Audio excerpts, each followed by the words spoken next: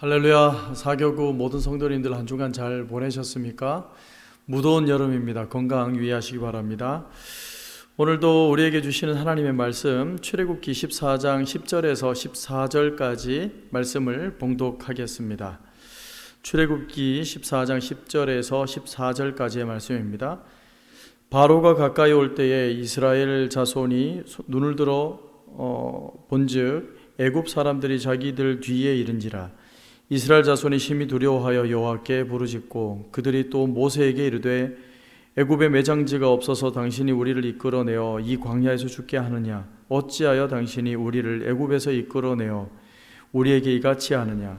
우리가 애굽에서 당신에게 이른 말이 이것이 아니냐? 이르기를 우리를 내버려 두라. 우리가 애굽 사람을 섬길 것이라 하지 아니하더냐? 애굽 사람을 섬기는 것이 광야에서 죽는 것보다 낫겠노라. 모세가 백성에게 이르되 너희는 두려워하지 말고 가만히 서서 여호와께서 오늘 너희를 위하여 행하시는 구원을 보라. 너희가 오늘 본 애굽 사람을 영원히 다시 보지 아니하리라. 여호와께서 너희를 위하여 싸우시리니 너희는 가만히 있을지니라. 아멘. 가만히 서서 보라라는 제목으로 말씀 증거하기를 원합니다. 이제 이스라엘 백성들이 애굽에서 출애굽하면서 이제 홍해 앞에 서게 되었습니다. 홍해 앞에서 진을 친 이스라엘 백성들이 애굽 병사들이 이렇게 달려오니까 모든 병사들을 이끌고 이스라엘 백성들을 치러 오는 것을 보고 마음이 심히 두려워하고 떨리고 하나님께 모세에게 원망을 하며 하나님께 부르짖는 장면입니다. 심히 두려워하여 오늘 말씀에 보면 부르짖는 내용이 나오는데 애굽에 매장지가 없어서 우리를 이곳에 이끌어냈느냐, 이 표현을 연거푸 쓰고 있습니다. 그러면서 묘지가 없어서 여기까지 오게 하였느냐, 이스라엘 백성들을 후회하는 거죠. 모세에게 원망을 쏟아냈습니다. 그러면서 하나님께 부르짖는 것입니다.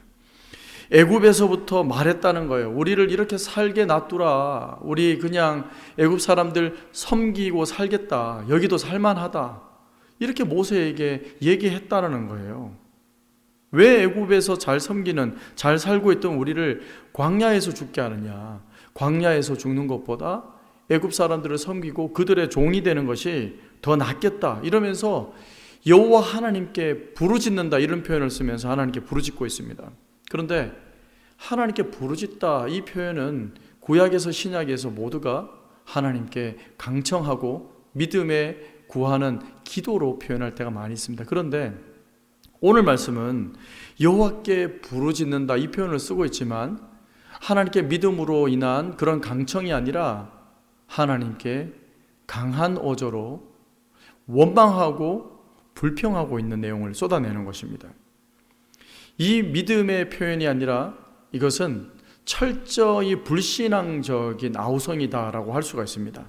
11절과 12절에 보면 애굽에서 말씀드렸던 것처럼 애굽에서 죽게 놔두지 왜 여기까지 끌고 와서 그곳에 묘지가 없더냐, 매장지가 없더냐, 왜 여기까지 와서 우리를 죽게 하느냐. 11절과 12절 연거푸 하나님께 또 모세에게 원망을 쏟아내고 있습니다. 이스라엘 백성들은 어떤 사람입니까? 하나님께서 선민으로 책정하시고 구별하시고 이들을 이끌어내시면서 너희는 나의 백성이 되겠다 하시면서 많은 기적을 보여준 그런 이스라엘 백성들 아니겠습니까? 그런데 이 사람들이 지금 오늘 말씀해 보시면 누구를 바라보며 이 휘둘리고 반응이 이렇게 변하고 있습니까?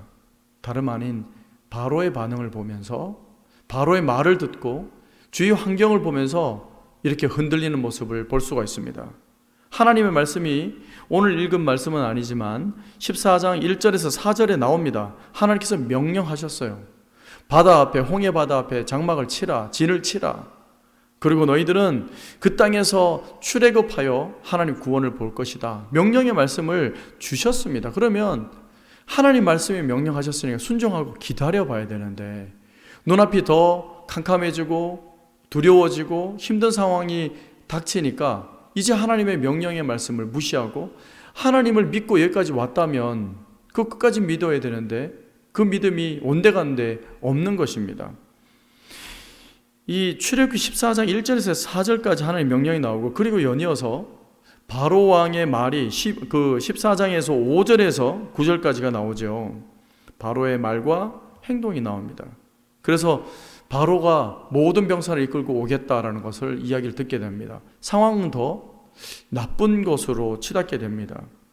그런데 이스라엘 백성들이 처음부터 그런 것이 아니라 믿음으로 하나님의 그 명령을 받고 순종하고, 그리고 믿음으로 시작된 것을 우리 오늘 말씀은 아니지만 8절에 보시면요, 8절 마지막 절에 마지막 부분에 이스라엘 자손이 담대히 나아갔음이라. 처음에는 그런 환경에도 흔들리지 않고 담대히 나아갔다 그래요.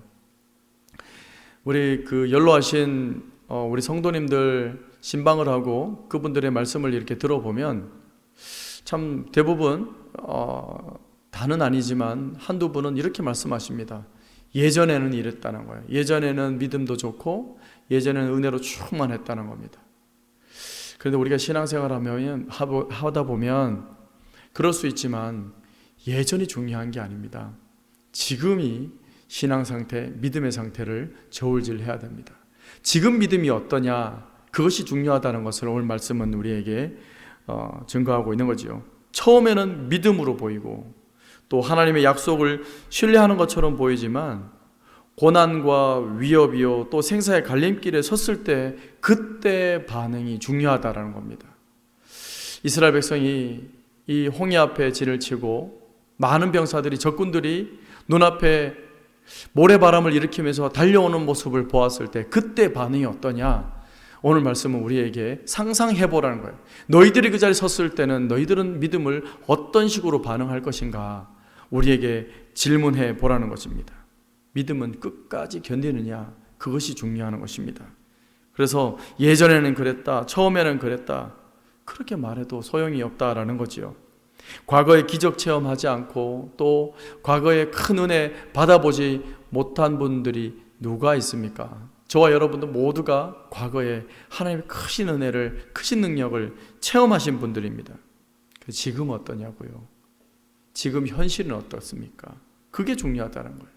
이 코로나 확진자가 1,000몇백 명 이렇게 계속 늘어나고 있습니다. 지금 이 순간에 우리의 믿음은 어떠냐는 거예요.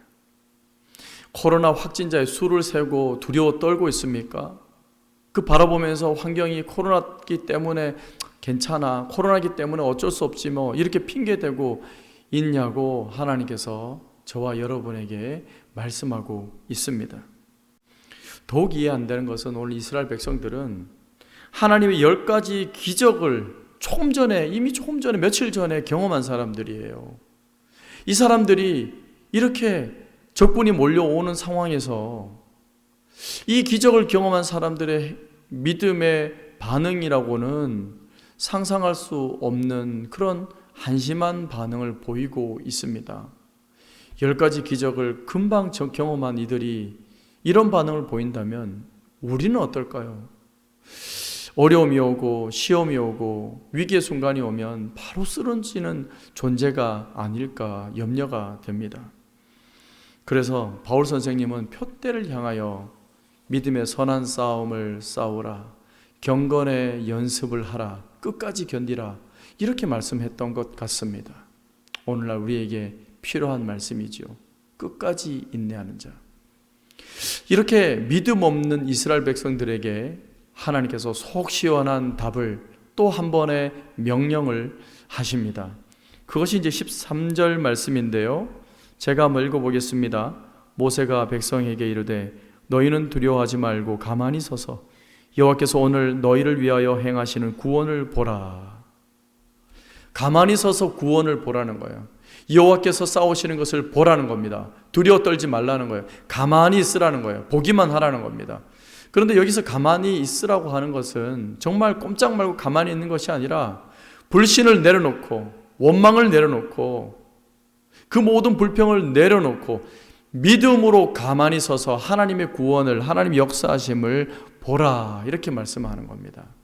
저와 여러분이 참 지금 어렵습니다. 교회 문이 다시 닫혀서 참 여러분들 정말 없던 우울증도 생기겠지요. 그런데 그 어려운 환경 속에 환경 바라보지 말고 늘 그랬던 것처럼 내가 있는 이곳이 제단의 자리요, 내가 있는 이곳이 하나님께서 받을 만한 기도의 제단의 자리가 되도록 날마다 힘써 믿음으로 하나님의 손을 바라보시기 바랍니다. 그래서 결국에 우리가 바라볼 것은 14절 말미에 나옵니다. 여호와께서 너희를 위하여 싸우시리니 너희는 가만히 있을지어다. 아멘. 아멘이십니까? 저와 여러분의 삶 가운데 여호와께서 저와 여러분들을 위하여 싸우시는 것을 보시기를 바랍니다. 오늘도 하루를 살아가실 때에 여호와께서 저와 여러분을 위하여 싸우시는 크신 능력을 바라보며 승리하시기를 바랍니다. 기도하겠습니다. 좋으신 하나님 감사합니다. 때로는 저희들에게 홍해 앞에 장막을 친 이스라엘 백성들처럼 위기의 순간을 만드시는 것을 볼 수 있습니다. 하나님, 저희들 그때에 불평 내려놓고 불신앙을 내려놓고 오직 믿음으로 하나님의 선하신 손이 싸우시는 것을 바라보며 나아가게 하여 주시옵소서. 오늘도 하나님의 능력의 손길을 구합니다. 주님, 우리 사랑하는 사교구 모든 권속들, 성도님들 승리할 수 있도록, 주님만 바라볼 수 있도록 하나님 역사하여 주시옵소서. 예수 그리스도 이름으로 기도하옵나이다. 아멘.